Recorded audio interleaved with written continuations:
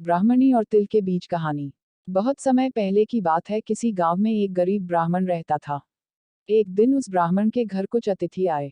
ब्राह्मण की स्थिति इतनी खराब थी कि उन अतिथियों को खिलाने के लिए घर में अनाज तक नहीं था। इस स्थिति को लेकर ही ब्राह्मण और उसकी पत्नी के बीच थोड़ी कहासुनी होने लगती है। ब्राह्मणी कहती है, तुम्हें पेट भरने योग्य अनाज कमाना भी नहीं आता है। इसी का नतीजा है कि आज घर में अतिथि आ खड़े हुए हैं और हमारे पास उन्हें खिलाने के लिए कुछ भी नहीं है।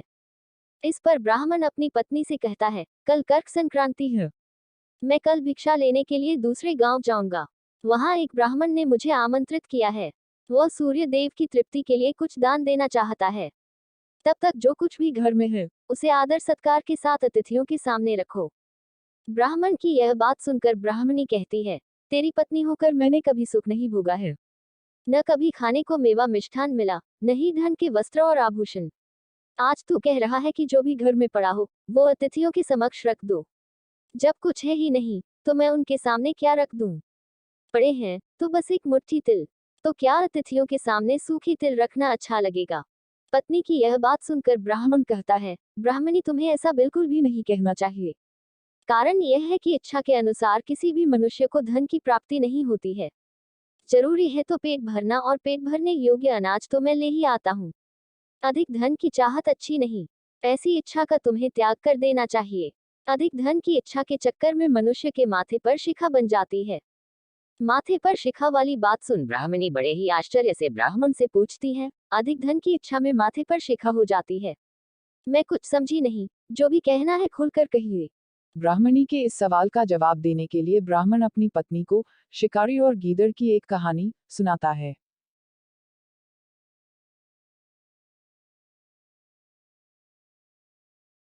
ब्राह्मण कथा की शुरुआत करता है। एक दिन एक शिकारी जंगल में शिकार की खोज कर रहा था। जंगल में कुछ दूर आगे बढ़ने के बाद शिकारी को एक काले रंग का पहाड़ जैसा विशाल सूअर दिखाई देता है। सूअर को देखते ही शिकारी अपना धनुष उठा लेता है और कमान खींचते हुए सूअर पर निशाना लगा देता है। कमान से निकला हुआ तीर तीव्र गति से सूअर को घायल कर देता है। घायल होने पर सूअर चिंघाड़ता हुआ शिकारी पर पलटवार कर देता है। सूअर के तीखे दांतों से शिकारी का पेट फट जाता है। इस तरह शिकार और शिकारी दोनों का ही अंत हो जाता है। इसी बीच खाने की तलाश में भागता हुआ एक भूखा गीदड़ वहां से होकर गुजरता है, जहां शिकारी और सूअर का शव पड़ा हुआ था। बिना मेहनत इतना सारा भोजन देख गीदड़ मन ही मन बहुत खुश होता है और मन ही मन सोचता है कि आज तो ईश्वर की बड़ी कृपा हुआ, जो इतना अच्छा और अधिक भोजन एक साथ मुझे मिला है।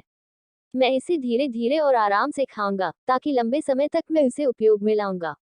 इस तरह मैं इस भोजन के साथ लंबे समय तक अपनी भूख को शांत रख पाऊंगा। इन सभी बातों पर विचार करते हुए गीदड़ सबसे पहले छोटी छोटी चीजों को खाना शुरू करता है। तभी उसे शिकारी के मृत शरीर के पास धनुष पड़ा दिखता है। गीदड़ के मन में पहले उसे ही खाने का विचार आता है और वह धनुष पर चढ़ी डोर को चबाने लगता है। गीदड़ के चबाने से धनुष पर चढ़ी डोर टूट जाती है और डोर के टूटने से धनुष का एक सिरा वेग के साथ गीदड़ के माथे को भेदता हुआ ऊपर निकल आता है। गीदड़ के माथे को भेद कर धनुष का जो सिरा गीदड़ के सिर पर निकल आता है, वह ऐसा प्रतीत होता है मानो गीदड़ के माथे पर शिखा निकल आई हो। घायल होने के कारण कुछ देर बाद गीदड़ की भी मौत हो जाती है। इतना कहते हुए ब्राह्मण कहता है, ब्राह्मणी, इसीलिए मैं कहता हूँ कि जरूरत से अधिक लोभ से माथे पर शिखा आ जाती है। यह कथा सुनने के बाद ब्राह्मणी कहती है, ठीक है, अगर ऐसी ही बात है, तो घर में जो मुट्ठी भर तिल पड़े हैं, उन्हीं को मैं अतिथियों को खिला देती हूँ। ब्राह्मणी की यह बात सुनकर ब्राह्मण संतुष्ट होता है और भिक्षा मांगने के लिए घर से बाहर निकल जाता है। वहीं ब्राह्मणी भी घर में पड़े तिल को धूप में सुखाने के लिए फैला देती है। तभी कहीं से एक कुत्ता आ जाता है और उन साफ तिलों पर पेशाब कर देता है, जिससे सभी तिल खराब हो जाते हैं।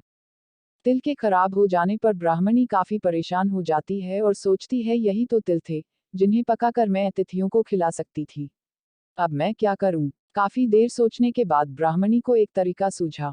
उसने सोचा कि अगर वह गंदे तिलों के बदले साफ तिल देने की बात कहेगी, तो कोई भी आसानी से मान जाएगा। साथ ही किसी को भी इन तिलों के खराब होने की बात पता नहीं चलेगी। इस विचार के साथ वह उन तिलों को लेकर घर घर घूमने लगी। ब्राह्मणी की यह बात सुनकर एक महिला वह तिल लेने के लिए तैयार हो गई, लेकिन उस महिला का पुत्र अर्थशास्त्र पढ़ा हुआ था। उसने अपनी माँ से कहा कि इन तिलों में जरूर कोई न कोई खोट होगी, वरना कौन साफ सुथरे तिलों को गंदे तिलों के बदले देने के लिए तैयार होगा। पुत्र की यह बात सुनकर महिला ने ब्राह्मणी के तिलों को लेने से मना कर दिया। कहानी से सीख, हमारे पास जो भी होता है हमें उसी में सुखी रहना चाहिए। किसी के पास ज्यादा चीज देखकर दुखी नहीं होना चाहिए।